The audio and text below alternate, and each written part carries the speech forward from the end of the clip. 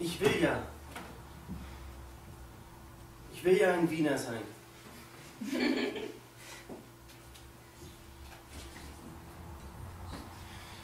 Als Kind ist sie auf diesem Karussell im Wiener Prater gefahren. Das erzählt sie immer, im sogenannten Wurschtelprater. Weil dahinter kommt der grüne Prater, die Prater Hauptallee, da blühen immer die Bäume. Da kann man joggen und Fiaker fahren und da stehen die berühmten Wiener Huren, die alle von der Mutzenbacher abstammen.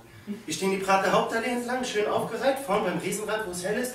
Da stehen die Jüngsten und Faschisten und nach hinten zu wird es immer dunkler, die Huren werden immer älter und dicker und trauriger. Aber schön traurig. Ich will das ja, dass das Traurige so schön wird. Ich will mich ja anstecken lassen. Und am Ende von der Hauptallee, da kommt das Lusthaus. Da kann man trinken und wieder nach vorspazieren. Und je mehr du trinkst, desto schöner und jünger werden die Huren. Es wird ein Wein sein und wir werden nimmer sein. Es wird schöne Madeln geben und wir werden nimmer leben. Ich will ja. Ich will mich ja anstecken lassen.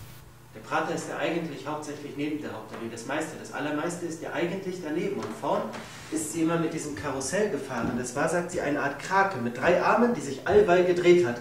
Geh mal dran. Das heißt für ein Kind ja noch was anderes. Oder in Wien vielleicht auch nicht. Und die Arme von der Krake, die haben sich jeder für sich in die Höhe gehoben und sind dann wieder hinunter. Und vorne an den Armen waren die Krakenhände und an jedem Finger war ein Wagerl dran, das sich um sich selber gedreht hat, während sich die Arme von der Krake auf und ab bewegt haben und die ganze Krake immer schneller im Kreis gefahren ist, sodass alle unheimlich haben schreien müssen.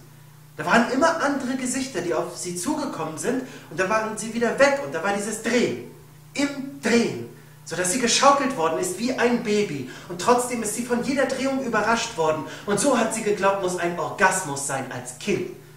Mit mir hat sie einmal 3 hintereinander gehabt, das hat sie vorher noch nie, mit einem anderen. Ich will das ja auch.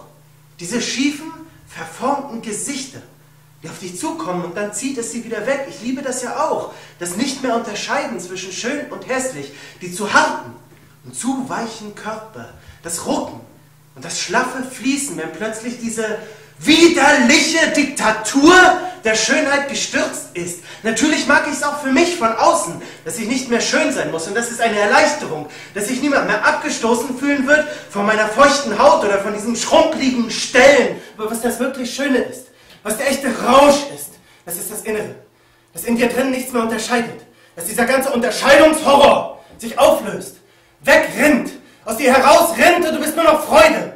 Freude schöner Götterfunken, Elysium, Feuer trunken, Feuer und Schleim!